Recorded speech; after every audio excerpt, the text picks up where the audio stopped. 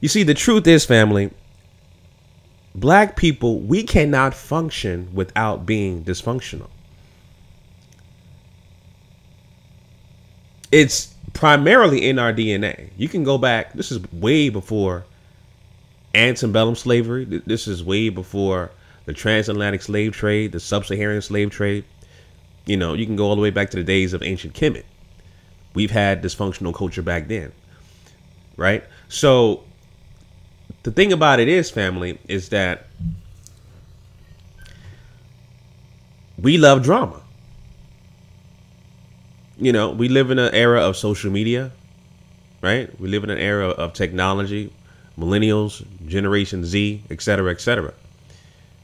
And our grievances towards each other is always made public, which is why you always see a exorbitant amount of disrespectful, abhorrent behavior. You go on Facebook Live. Remember that simp that killed himself from Philly, right? That killed himself and shot that elderly guy right on Facebook Live. Before that, you had the abhorrent, ratchet behaviors of these teenagers in Chicago torturing that mentally challenged boy in Chicago on Facebook Live. You got so many people, black people, committing suicide on social media, doing crazy things on social media. It is what you call, or what I would say is, a behavior that is passed down from generation to generation. It's called epigenetic inheritance. That's what I've always talked about in my past videos. Epigenetic inheritance, right? The thing about it is, when we do this, when we're doing all of this stuff on social media, right? And I'm gonna talk about the Tariq Nasheed and the issue that he had on his radio show, Ism Radio, with his former guest or co-host, Sarah. I'm going to talk about that. I'm going to talk about Cynthia G, who was involved. I'm going to talk about all of that and give you guys my opinion and my thoughts on it. But when we're doing all of this, family, you know, being dysfunctional, because we are a dysfunctional culture, right? When we're doing all of this, we're doing all of this on the dime of the dominant white society's resources. We're doing this on white-owned YouTube, their infrastructure, their servers, Google, right? Everything is owned and controlled by them. So again, black people, we love drama. That equals ratings, that equals views, that equals clicks, that equals ad revenue. That is making the dominant white society's resources wealthy and relevant. And that's what black people do not understand. We got to get around that by building our own parallel economy. You see, in actuality, I don't really have a problem with dysfunction within black culture. I just don't like it done in the public, which is why I'm going to express my opinion about the situation with Tariq Nasheed and his radio show in a minute. You know, I don't like it done publicly at all. It needs to be done offline, et cetera, right? And, you know, I know some of you guys who follow me for a long time, you're going to be like, well, you know, Brother Chauncey, this is all a distraction. We need to focus on black empowerment and how to defeat white supremacy, right? Yeah, I get all that. But at the end of the day, white supremacy is a distraction. White supremacy needs to be eradicated, right? That's what I'm trying to do. That's the main goal. Replacing this broken system of injustice with a system of justice. That is the main goal, right?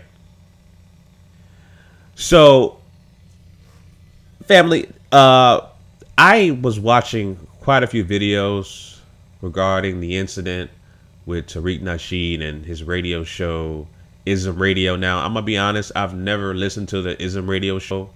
I've listened to it for the first time just to understand what was going on with him firing his co-host, Sarah, from the show.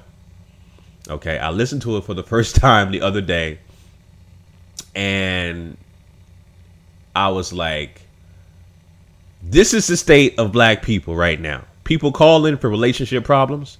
ASM Radio is supposed to be like a relationship show and stuff like that. You know, I would never listen to a relationship topic or gossip show. That's just not what I'm into. I don't listen to gossip shit. That's just straight ridiculous. But I was listening to people call in.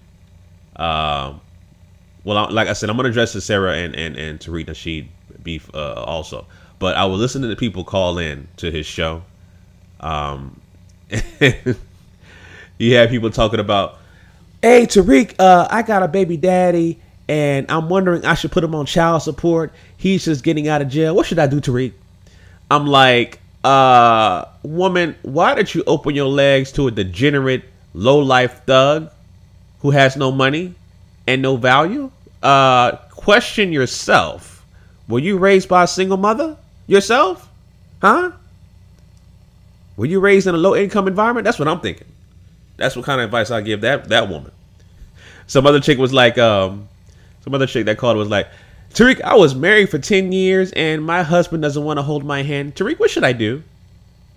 I'm like, woman, a leopard doesn't change its spots. Deal with it. Okay. You knew what time it was when you met him. He's not going to change. Accept it. So I'm just like, dude, I mean, y'all can look up to Tariq for relationship advice. I should be a relationship expert myself. I've been married for 14 years to the same woman. I can tell you what time it is, you know, in every aspect, you know, trials and tribulations of a marriage and raising children, everything. And, you know, I'm just like, holy crap. That's why the black family structure is on life support since the 1960s, you know? And when I always reference that, especially to my new subscribers, when I reference the black family structure is on life support since the 1960s, I'm referencing a report from the 1960s, particularly 1967 by Patrick D. Moynihan. It's called The Negro Family, The Case for National Action. Check out that document. Just Google that. The Negro Family, The Case for National Action. And you know what I'm talking about. Or you can watch my past videos about that. But anyway, yeah, I mean, that's the reason why, one of the reasons why the black family structure has been on life support since the 1960s, because we have no concept of a black family structure. You know, we sleep with anything that looks good. And we don't think about building a family. We just want to have multiple kids by multiple people. And that's it. You know, building a nation is just few and far in between. A nation is a woman, a black man, and their children in the same household.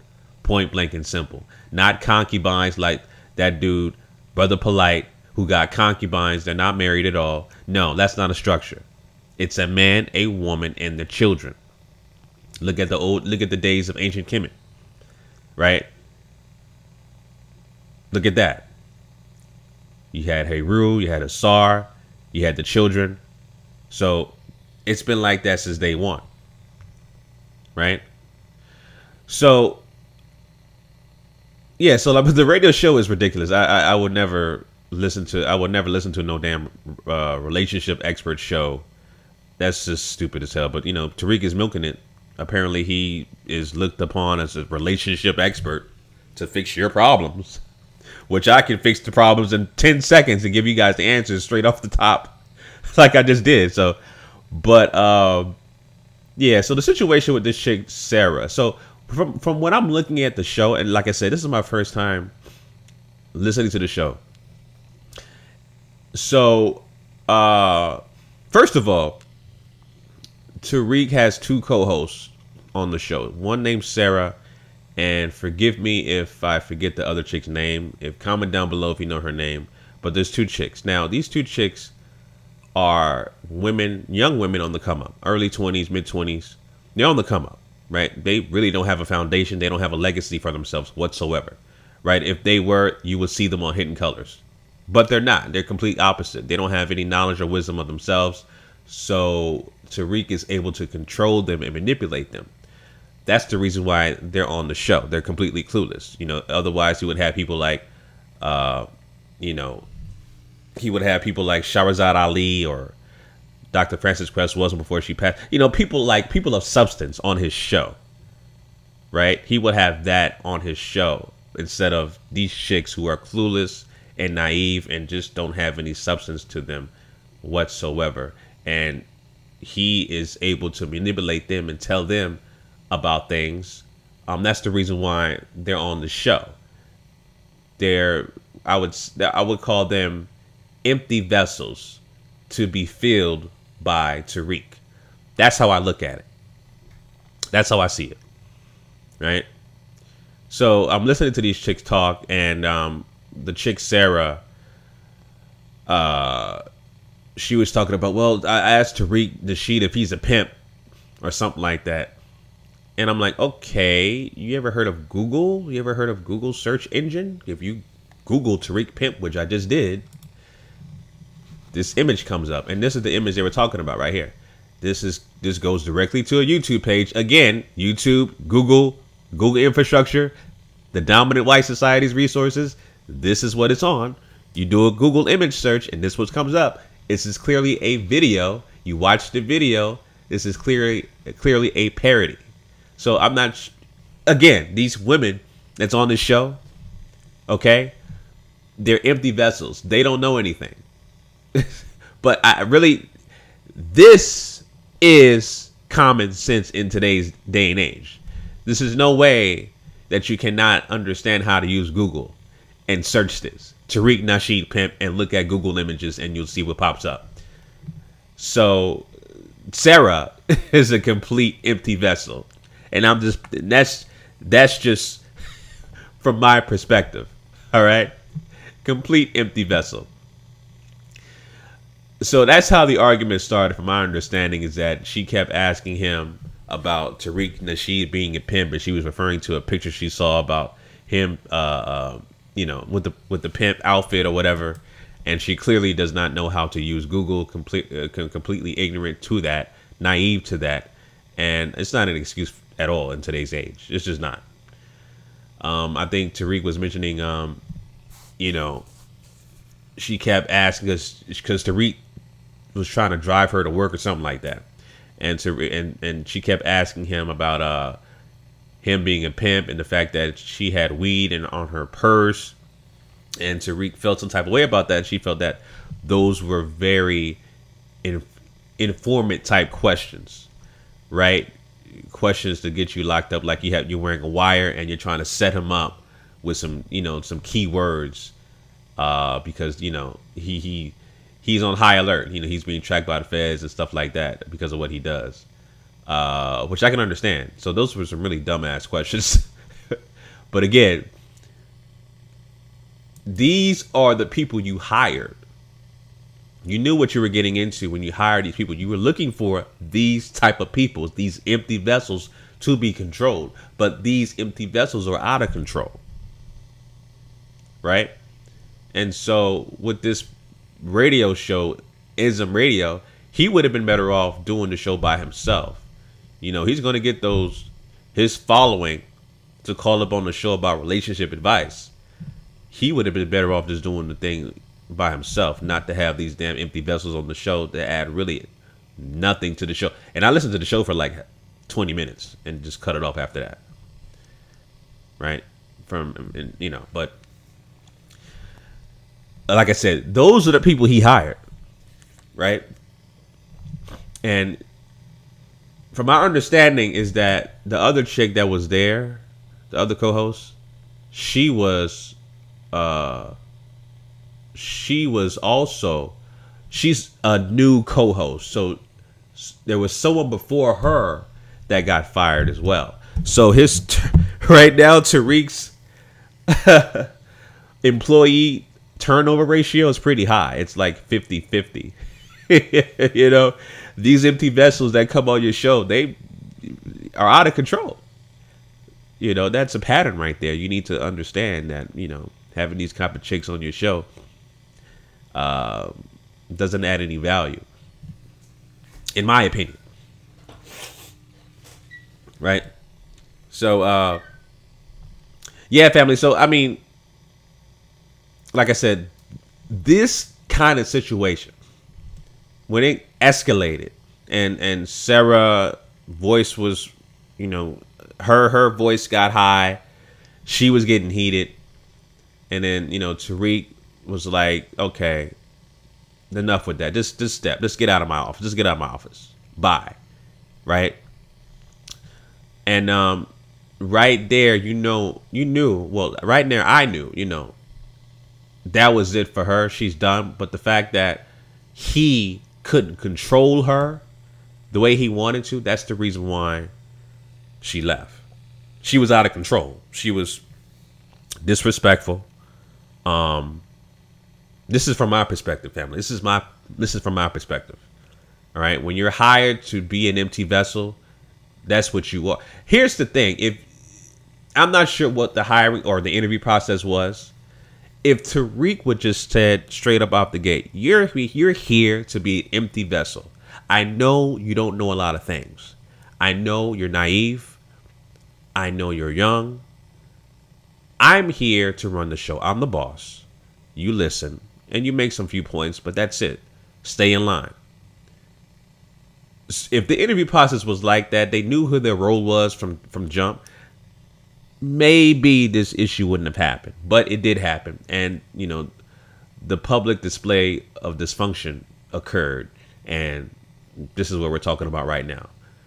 Views, clicks, ratings. This is what we love. This is why we have social media. This is why we have reality shows, right? This is why we air all our dirt in the public. It's been happening since the days of ancient Kemet. It's been happening since dysfunction. Black dysfunction is a culture issue. But again, I don't want this to happen in the public. I prefer to be in our own platforms, owned and controlled by us. Straight up. We need to profit off dysfunction ourselves, not the dominant white society. Because they own and control the wealth and the resources in this country and around the world.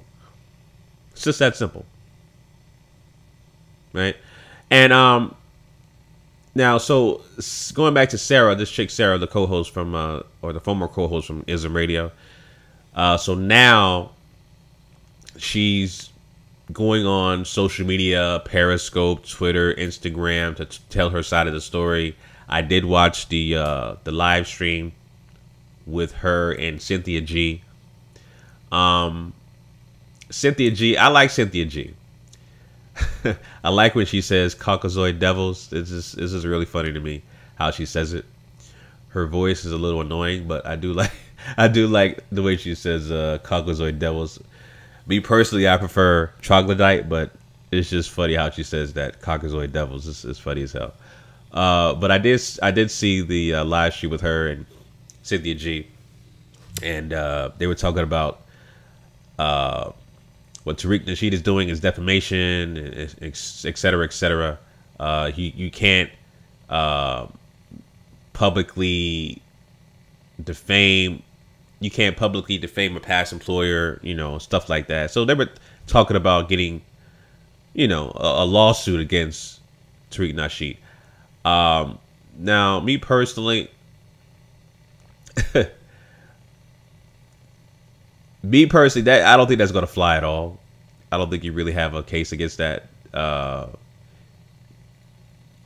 I just don't see that happening. I don't see that happening at all. I'm not the lawyer at all, but I just don't see a lawsuit because you're on someone's radio show and you got fired on air, and you want to post a lawsuit because he's talking shit about you on social media and stuff like that, and he did a podcast about you talking about bed rat or something like that. I just don't see that happening.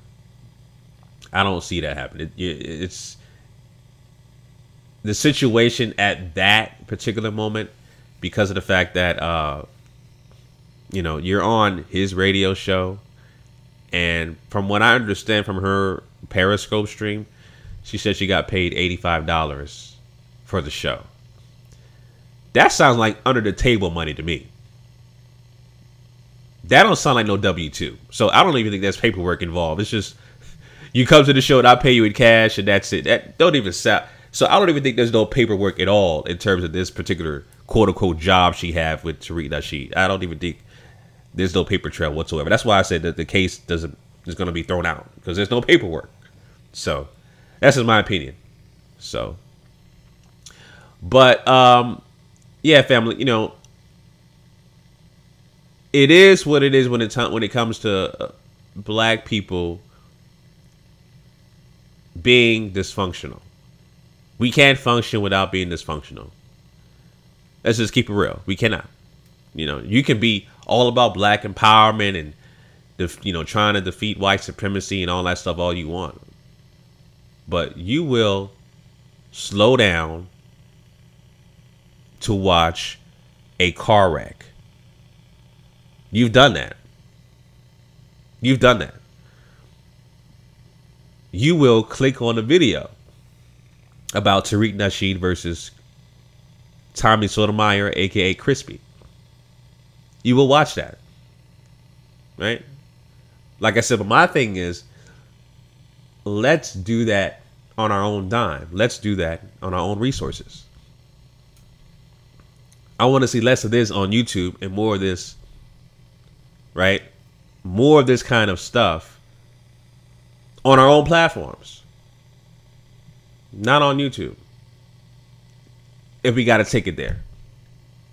If we live in a perfect world, I mean, we wouldn't even have no goddamn drama at all. Right? We would just have our own economy and not depending on the dominant white society's resources. No drama whatsoever. But again, drama is a part of our everyday life. Drama through social media is our public display of dysfunction that we like to encourage. Right? And that's a part of our black dysfunctional culture. That's a part of it. You know? It's a part of it. So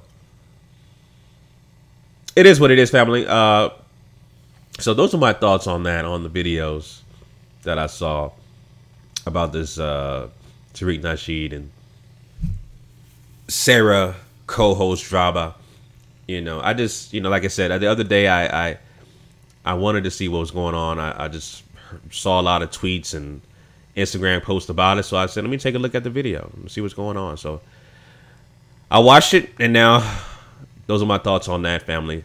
So if you watched all those videos, leave your comments down below. Let me know what you guys think about, this Tariq Nasheed and this Ism Radio and the co-host and all that stuff, and Cynthia G. Let me know your thoughts down below in the comments section, family.